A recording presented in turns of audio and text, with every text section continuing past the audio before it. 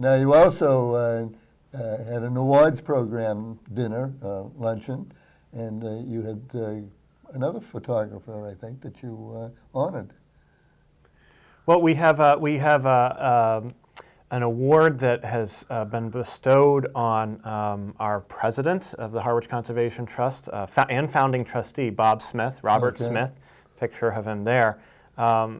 Trust founded in 1988 by him and other founding trustees with a common vision of preserving land to protect the quality of life that everybody knows and enjoys here in Harwich, that's rooted in the natural places around us. Well, thanks to his vision and the vision of his fellow trustees then and now, we're able to say, you know, we've had some great success thanks to strong support from the community. It's great that the Cape and Islands chapter of the Red Cross has seen fit to honor him with their Environmental Hero Award. Now recall that the late Isabel Smith, also a founding trustee and vice president at the time, was honored by the Cape and Islands Red Cross chapter in 2003, also with an Environmental Hero Award. They're not related, same last name, but you know, it's a recognition that's well-deserved for Bob, and we appreciate his leadership. Also, we have another long-standing trustee, Colin Leonard, who was recognized by Massachusetts Audubon Society, statewide organization, Mass Audubon Society, noting that he is one of their volunteers who make a difference, or recognizing him as one of the volunteers across the state that make a difference, specifically with Harwich Conservation Trust. There's Colin, of course, on the right, when he was designing and helping to install the Trust's osprey nesting platform, which is visible off of the A. Janet DeFulvio Wildlife Sanctuary and Boardwalk, just north of Route 28. It's a wheelchair-accessible boardwalk. Colin happens to be a building contractor with a very strong conservation ethic, as we know many of our contracting friends value. And he helped guide AmeriCorps in building that wheelchair-accessible boardwalk. And look at that. There's the pole he designed, and we're getting ready to put it in. That might have been our second or third try, and we finally got it in. It was quite a monumental effort, Colin being a leader in that project and many others. So we're grateful that Mass Audubon has recognized his leadership as well. Well, very good. Congratulations to both of them. Yes. I know growing up we used to take the kids to Drumlin Farm, and that was up in... Oh, yeah, I've heard wonderful things about Drumlin Farm. My wife has been there, yeah. Yes, she has. Yeah. Very nice, very good. What's amazing about that list, I just briefly went over the list of folks that from across the state, and they really are the creme de la creme of conservation volunteers. So I really have to say, I mean, hats off to Colin. He definitely deserves it. It's really wonderful that he's able to be in line with that amazing group of people. Well, you can keep right on going now, and you can tell us all about your herring project. Well, they're running. Last Thursday, I met Eric Williams from the Cape Cod Times up at the Johnson's Flume off of Depot Street in West Harwich, which is halfway up the Herring River. That's their first flume that they have to go up, and it's very accessible. The gate is shut, but you can walk in during that time to see the fish, and it is open. The gate is open on weekends, and you can see the fish climbing the ladder up to West Reservoir, and that is, there they are. That is only halfway to where they will eventually go to spawn, up in the Hinckley's Pond area and beyond. There's 7 ponds that they can actually go out to spawn. Just some great photos by David Amazing, Constance. yeah, amazing photos. And so last Thursday, you know, it's been so warm. The water's 49 degrees, which is well above that 42 degree magic number that we generally look for the run to start. And I went over there just for a few minutes with Polly Goddard, and Eric Williams was there. I was alerted to it by Tom Leach, the harbor master. And yeah, they were running, and it's much earlier than we expect. There was a run that was about this size early in 2000, but generally the second week of second week of April is when they start running up our ladder at Hinckley's Pond. And we have this herring program that helps to count the herring. We're in our third year now, and there they are. There they are with Joanne Muramoto, who's the wonderful lady in the whitish coat there. All of our volunteers, we have almost 60 of them, get together for a meeting. We got it together a few weeks ago to start to think about it, and now we're underway. We have many of those same folks 3 years in going out to the run for their shift weekly and counting the fish. It's very easy. It's only 10 minutes needed a week. Basically, there's a shift that you'll have. So let's say you were on Tuesdays. You would have that shift from let's say from 8 in the morning to 9:20 on Tuesdays. So within that window, you have to go to the run for about 10 minutes and count the fish. And it allows for flexibility for folks that are very busy.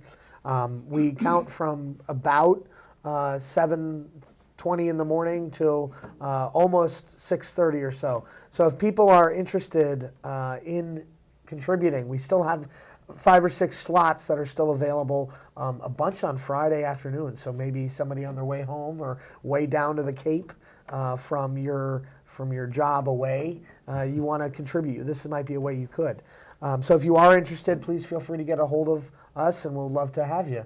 And thank you to all those great volunteers that have made this project such a success, including Chris Singer, who has, for the 3rd year, agreed to coordinate the program. He's done an excellent job. Yeah. Now, is there any correlation to the fact that if you have an early run, you will see an increase in the herring population? I don't know. I think there's a lot of factors, and I think that the state and the federal government policy boards are really struggling with these decisions with herring. There is definitely a local problem in terms of the fish really like really high quality water, and so if there's a pollutant problem or an algae problem, they don't do as well.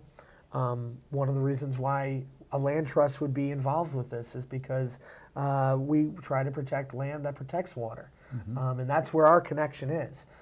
There's also been a lot of discussion regarding the midwater trawl fleet that's offshore, and if you're interested in that, one of our partners, the Cape Cod Commercial Hook Fishermen's Association, is really involved with that, and I would get in touch with them if you would like more information with that. Very good. Yeah. Well, the heart and core of your organization are walks, and this is a great time to get out and go Some walk great, through the fabulous. woods. some great walks. Fabulous. Yeah, spring is here, and thanks to our volunteer walk leaders, we've got a great variety of walks coming up at a number of our conservation destinations, both protected by Harwich Conservation Trust as well as the town.